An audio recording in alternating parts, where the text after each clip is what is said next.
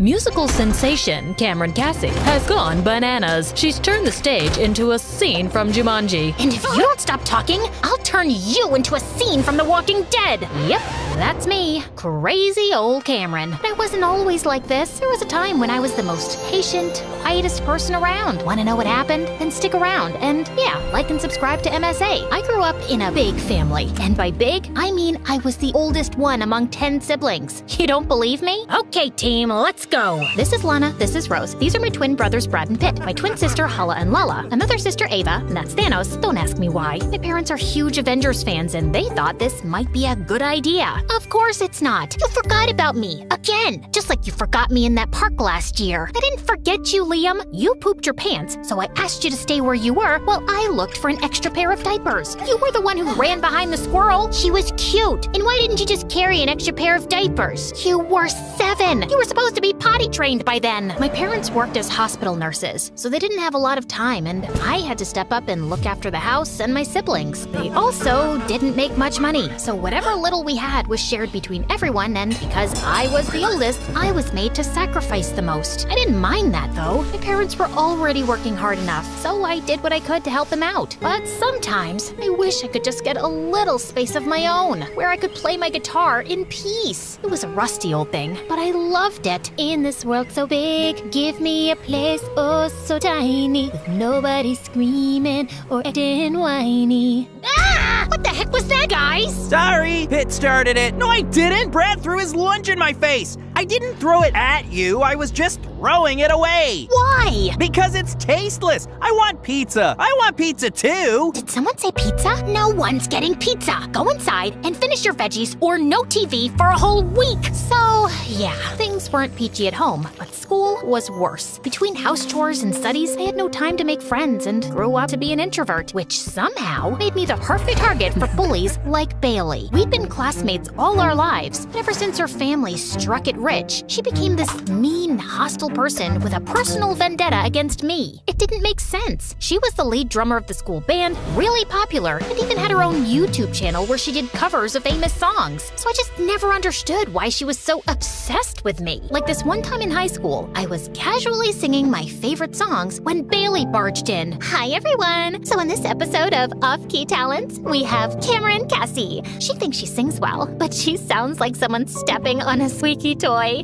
Maybe it's because she's always screaming at her horrible siblings. How many are there again? Can you get that off my face? I'm not comfortable, and I don't care. Anyway, I got what I wanted. I can go back to whiny singing now. You're not gonna post that, are you? Bailey just gave me an evil grin and left. I wanted to scream in her face, but I knew she'd only make my life more difficult, so I kept my head low and went on with my day. But the next morning, I was still in bed when my sister Lana came running into my room and told me that the video Bailey posted had gone viral. What? Why would she post that? That's it. I will bite Bailey's head off and then use her hair to mop floors. What are you talking about? People are loving you. You're famous. Lana shoved her phone in my face, and I was shocked to see that she was right. People were calling me inspiring, adorable, amazing, and all sorts of great things. Within a few hours, it had more than 1 million views, and I was famous. You got pipes, girl. Would love to take you out sometime. You have the most beautiful voice in the world. Will you sign my pizza? Sure.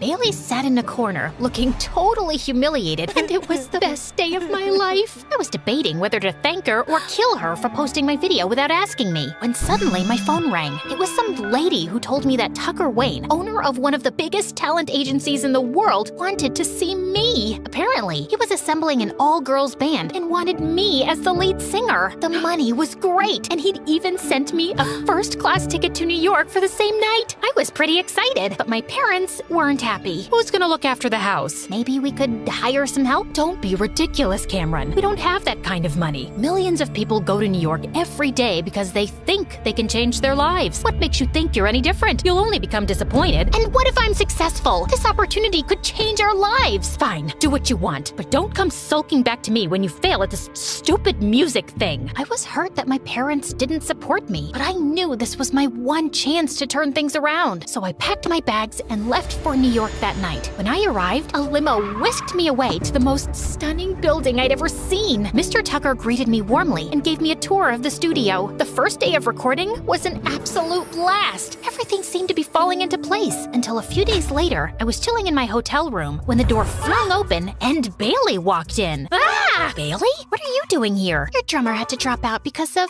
personal reasons. So Tucker called me in. Why? What do you mean, why? Because I'm talented, you butt face? Talented in making my life miserable. Ooh, someone grew a tongue while I was away. Relax, that was school. But this is real life. I won't bully my own teammate. You can take my word for it. As soon as Bailey left, I spoke to Tucker and he confirmed Bailey's story. He asked me if I was okay with it, and I wanted to say no, but Bailey was insanely talented, so I let it slide. But the next day, I regretted every bit of my decision. Not only was Bailey somehow more annoying, she was also really controlling. She gave me notes on my singing and would stop the recording every 2 seconds because she wasn't feeling the music. Then one time, in the middle of a performance, she changed the notes to my solo on the spot. What are you doing? Improvising? No, you're messing up my solo. And what are you gonna do about it? Bailey just left, and at that moment, something snapped inside me. I closed my eyes, focused on the notes, and sang. When I opened my eyes, the crowd stood still, and then they burst into a massive applause.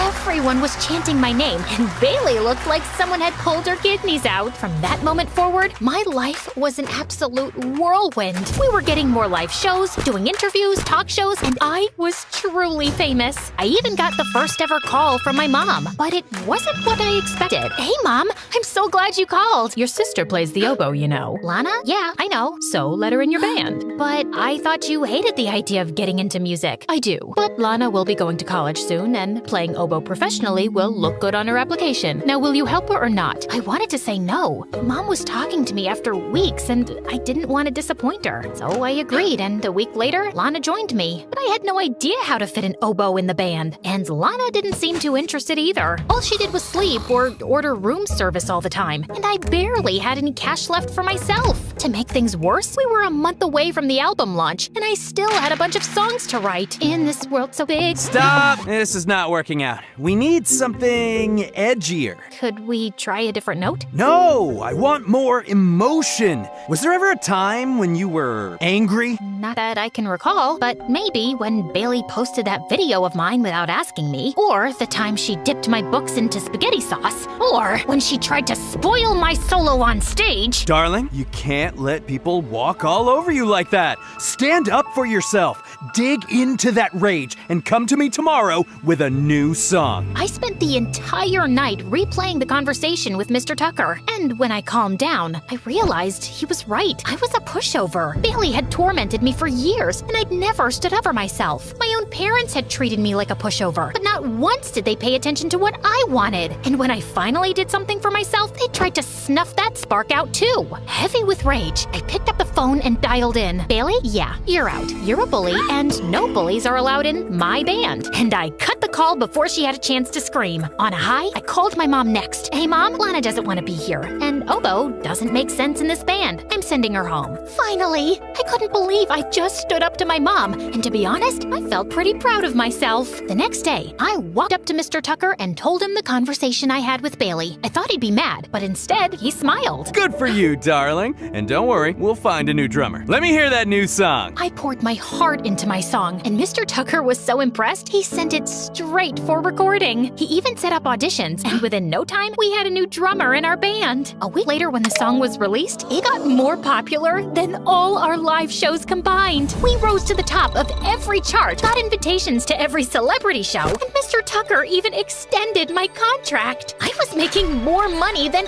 ever, and life was pretty good. But the more I leaned into my emotions, the angrier I got, and pretty soon, I was lashing out at everyone. I ordered this salad with ranch. This is blue cheese. What are you doing? Trying to make me fat? I'm sorry, ma'am. I forgot. Did you forget to brush your teeth? Did you forget to take a bath? Did you forget to sleep? No? Then how can you forget to follow simple instructions? The waiter ran away crying, and I felt a bit bad. But with the amount amount of money I was spending, I deserved better service. But the next day, I was making waves on social media for being rude and mean. Apparently, someone from the restaurant posted a video of me screaming at the waiter, and now everyone was out there to get me, including the paparazzi. Have you always been this spoiled, or has success gotten to your head? Have you always been this stupid, or did you fall on your way here and damage your brain?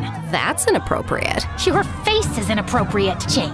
You are a terrible interviewer. You should switch jobs because I don't think this one's gonna last that long. I was mad with power, and no matter how much people called me out for it, I just didn't care. I partied like there was no tomorrow, shopped like a crazy person. I was finally living my life the way I wanted to. I didn't even care about showing up at work, and my bandmates tried to warn me, but I was the star of the show. No one would replace me. I thought I was untouchable until one day I walked into the studio and saw Bailey in the recording room. What is she doing here? Oh no, this is awkward. I was gonna tell you, but you're off the band, Cameron. Since when and why? Because you're a loose cannon, and I can't let you tarnish my reputation anymore. But I did what you asked me to do, and now you're kicking me out? I'm the star of the band. You can't replace me. Honey, everyone is replaceable in showbiz. Now bye-bye. Have a nice life. I was stunned. Just like Bailey and my mom, Tucker had manipulated and used me. I felt betrayed, but I had no time to sulk. I wanted to show these suckers what I was made of. So I tapped into my network to find a new label, but no one was ready to take me on, thanks to my negative image. And while I struggled to find work, Bailey rose to fame. She was having her first ever solo concert, and it was completely sold out. I couldn't let her win this time, so I crashed her concert, sneaked my way to the stage, and right before Bailey was about to sit down for her performance, I pushed her away. What are you doing? Stealing your thunder, just like you stole mine for years. Cameron's back, baby! I kicked over her drums, and in a moment of pure rage, I grabbed the guitar and smashed it to pieces. Some of the things went flying into the crowd, and everyone started panicking. The show was canceled, security was called in, and I was thrown out of the venue.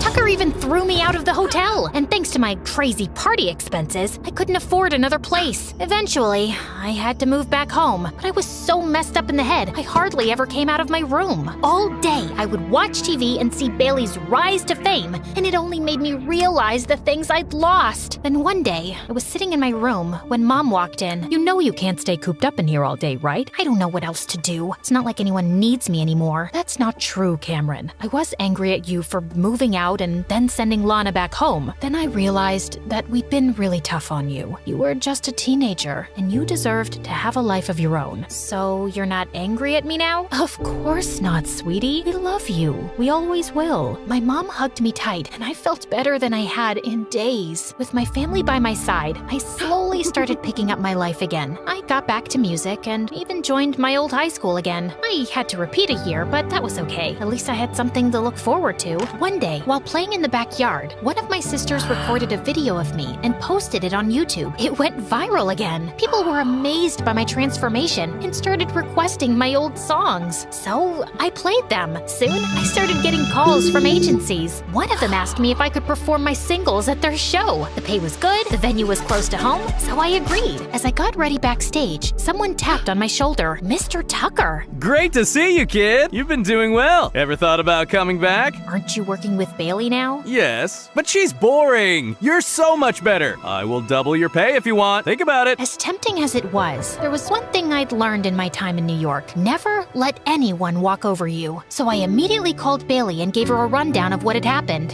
Why should I believe you? Because Tucker is a manipulative worm, and I don't want him to ruin your career like you ruined mine. You don't have to believe me, but just watch your back. Wait, thanks for letting me know. It's no excuse, but I'm an only child, you know? And my parents put this insane amount of pressure on me, and your family just seems so big and fun, and I was just jealous. Life's not always as it seems, but we can be a bit kinder to each other. Anyway, glad we had this talk. Same, you know, I really did like your new album. Bailey and I never stayed in touch after that, but I heard she quit and started her own band. As for me, I'm still singing in the backyard and making my own music. That's the best kind.